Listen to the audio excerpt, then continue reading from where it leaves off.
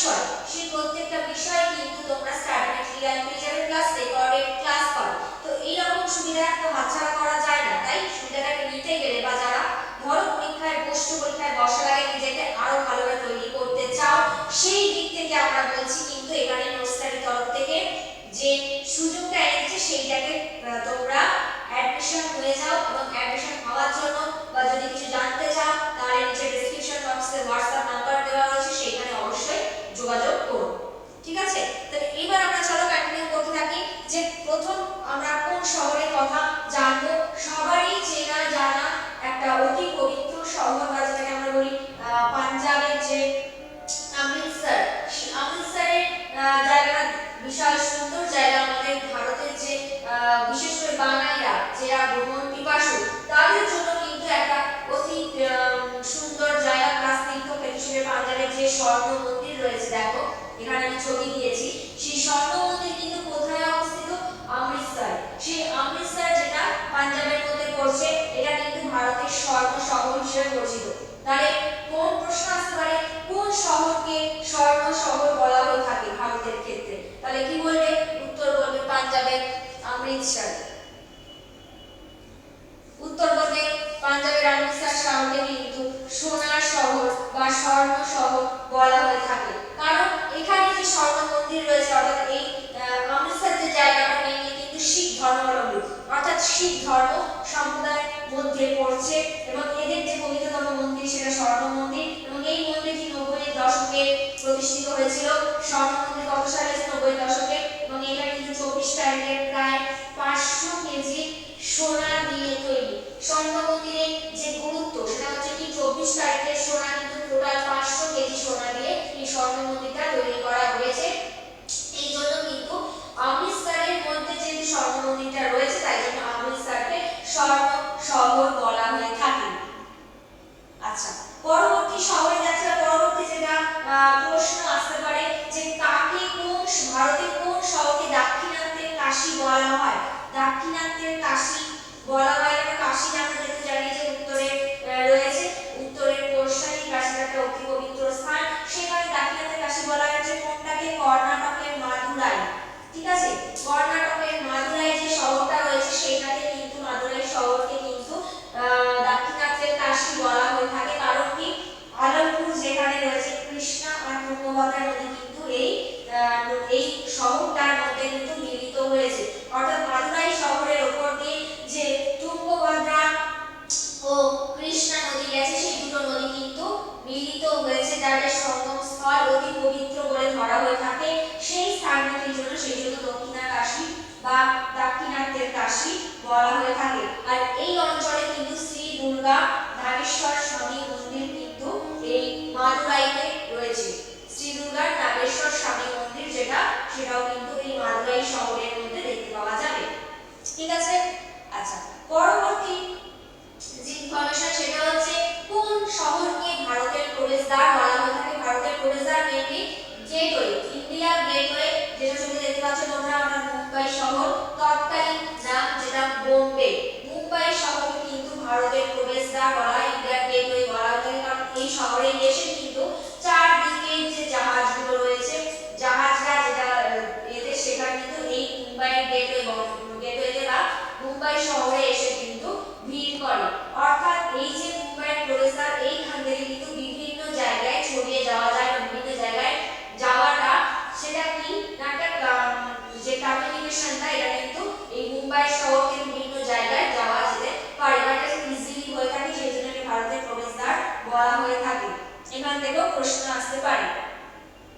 Next information কি, যে ভারতের সবুজ নগরী কোন শহরকে বলা হয়?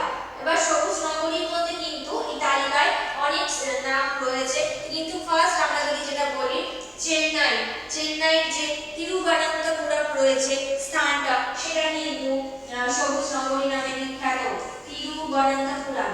ঠিক আছে, এইখানে কিন্তু যে ঘন অরণ্য রয়েছে, সেই ঘন সবুজাভ অরণ্যে আবৃত, ঘন সবুজাভ অরণ্যে দ্বারা আবৃত। চারদিকটা যদি তোমরা দেখো, চেন্নাইয়ের যে বিভিন্ন যে সাইট, সেগুলোকে দেখলে মনে হয় অতি চির সবুজে ঢেকে গেছে। সেই জন্য নগরী বলা হয় থাকে ফার্স্ট অফ অল তিরুবনন্তপুরমকে বলা হয় থাকে। ভেরি ইম্পর্টেন্ট কোশ্চেন আসতে পারে, তো প্লিজ তোমরা নোট করে নাও এগুলো। এগুলো কিন্তু যে কোনো কম্পিটিটিভ এক্সামের জন্যই বলছি, ঘুরিয়ে ফিরিয়ে এই শহরগুলোর নাম কিন্তু আসে, আর কেন বলা হয় সেটাও জেনে রাখা দরকার। ক্লিয়ার? আচ্ছা, পরবর্তী যেটা যাচ্ছি, সুন্দরবন যে অঞ্চল আমরা জানি, সুন্দরবন যেটা সাউথের পশ্চিমবঙ্গের একটা গুরুত্বপূর্ণ কেন্দ্র এবং সেটা ভ্রমণ পর্যটক স্থানও বলে, পর্যটক স্থানও। এই সুন্দরবনের যে প্রবেশদ্বার সেটা কাকে বলা হয়, কোন শহরে, এই যে কোন জায়গাটাকে, ক্যানিং।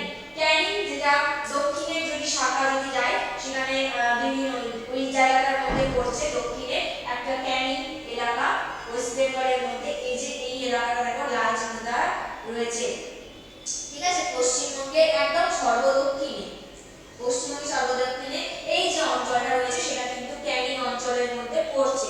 এই ক্যানিং অঞ্চলটাকে বলা হচ্ছে সুন্দরবনের প্রবেশদ্বার। কারণ ক্যানিং, সুন্দরবন যদি তোমরা গেছো বা যারা গেছো জানো যে ক্যানিং এর মধ্যে দিয়েই কিন্তু সুন্দরবনে যেতে হয়, বা সুন্দরবনের যে অঞ্চলটা ওটা কিন্তু প্রবেশ করতে পারা যায় ক্যানিং অঞ্চলের মধ্যে দিয়ে, ক্যানিং মহকুমার মধ্যে দিয়ে, ঠিক আছে। এবার এই ক্যানিং যে জায়গাটার নামকরণ কোথা থেকে হয়েছে, ইতিহাস আমরা যদি পড়ি, লর্ড ক্যানিং এর কথা আমরা সবাই জানি। সেই লর্ড ক্যানিং এর নাম অনুসারে কিন্তু নামকরণ করা হয়েছে ব্রিটিশ গভর্নমেন্ট, যেটা 1812 থেকে 1862 সাল পর্যন্ত, ঠিক আছে। এই তার যে সময়কাল, অর্থাৎ লর্ড ক্যানিং এর সময়কালে লর্ড ক্যানিং এর নাম অনুসারে কিন্তু এই জায়গাটার নামকরণ করা হয়েছে। মাতলা নদীর তীরে কিন্তু এই ক্যানিং শহরটি অবস্থিত, সেই জন্য এটাকে সুন্দরবনের প্রবেশদ্বার বলা হয়ে থাকে। মাতলা নদীতে, কোন নদীর তীরে ক্যানিং শহর অবস্থিত, মাতলা নদীর তীরে অবস্থিত ক্যানিং শহরটি কিন্তু সুন্দরবনের প্রবেশদ্বার বলা হয়ে থাকে। আর এটা ম্যাপের সাথে পশ্চিমবঙ্গের একদম দক্ষিণাংশ যেটা, সেটা সুন্দরবন ক্যানিং। আচ্ছা, পরবর্তী প্রশ্ন, ভারতের অক্সফোর্ড নবদ্বীপ অঞ্চলটিকে বলা হয়ে থাকে, ভারতের অক্সফোর্ড নগরী কোন অঞ্চলটি বলা হয়, ভারতের অক্সফোর্ড নগরী বলা হয় হচ্ছে নবদ্বীপ অঞ্চল। নবদ্বীপে যে আমরা যদি দেখি মায়াপুর একটা তীর্থস্থান, পবিত্র স্থান হিসেবে ধরা হয়ে থাকে নবদ্বীপ শহর, যেটা কিনা 1486 সালে কিন্তু এই শহরে জন্মগ্রহণ করেন কে, মহাপ্রভু শ্রী চৈতন্য। তো শ্রী চৈতন্য মহাপ্রভু এখানে জন্মগ্রহণ করেন 1486 সালে, এবং এইখানে বৈষ্ণব ধর্মের বিকাশ হয়। ভারতের নবদ্বীপ অঞ্চলটাই কিন্তু বৈষ্ণব ধর্মের বিকাশ হয়, যেখানে শ্রী চৈতন্য মহাপ্রভুর জন্মগ্রহণের সাথে সাথে, এবং ওখানে মায়াপুর শহর জুড়ে কিন্তু চৈতন্য মহাপ্রভু আর বৈষ্ণব ধর্মের সেখানে কিন্তু প্রভাব ছড়িয়ে পড়েছে, এবং এই কারণেই কিন্তু সেখানে মায়াপুর বা ভারতের অক্সফোর্ড নগরী বলা হচ্ছে নবদ্বীপ শহরটিকে। ক্লিয়ার? আচ্ছা, পরবর্তী প্রশ্ন, ভারতের স্টিল সিটি কোন শহরকে বলা হয়ে থাকে, ভারতের স্টিল সিটি বলা হয়ে থাকে হচ্ছে জামশেদপুর অঞ্চলকে। আমরা জানি জামশেদপুর যেটা কিন্তু ঝাড়খণ্ডের এর মধ্যে পড়ছে, বর্ডারের মধ্যে পড়ছে। এবারে জামশেদপুর যে অঞ্চলটা রয়েছে, আমরা এর আগেও পড়েছি, এখানে কিন্তু প্রচুর পরিমাণে লৌহ ইস্পাত কারখানা রয়েছে, অর্থাৎ জামশেদপুরে কিন্তু tata iron and steel company রয়েছে, যেটাকে বলছে টিসকো, তাই তো, অর্থাৎ টাটা জামশেদজি নির্মাণে কিন্তু তৈরি হয়েছে এই tata TISCO, tata iron and steel company.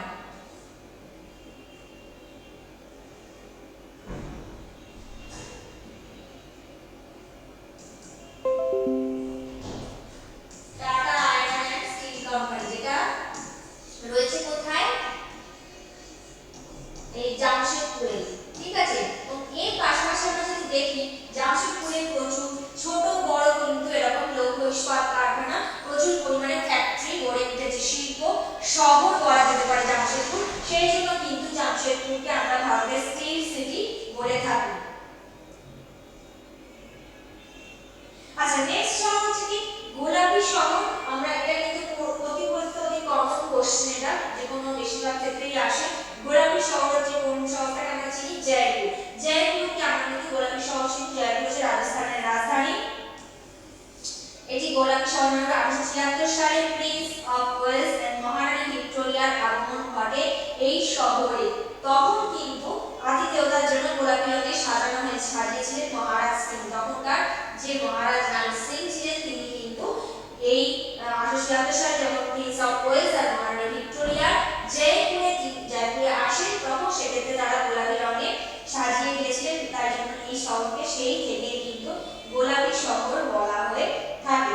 R Lord Albert প্রথমবারের মতো কিন্তু তিনি এই জয়পুরকে পিঙ্ক সিটি বলে আখ্যায়িত করে থাকেন। তাহলে বুঝতে পারলে জয়পুরের যে নামকরণের যে ঐতিহাসিক গুরুত্ব, অর্থাৎ প্রিন্স ওয়েলস আর যে মহারানী ভিক্টোরিয়ার আগমনের সময় এখানকার যে রাজা ছিলেন রাম সিং, তিনি কিন্তু গোলাপি রঙে সারা শহরটাকে সাজিয়ে দিয়েছিলেন। তারপর থেকেই সেই নামকরণ করা হয়েছে।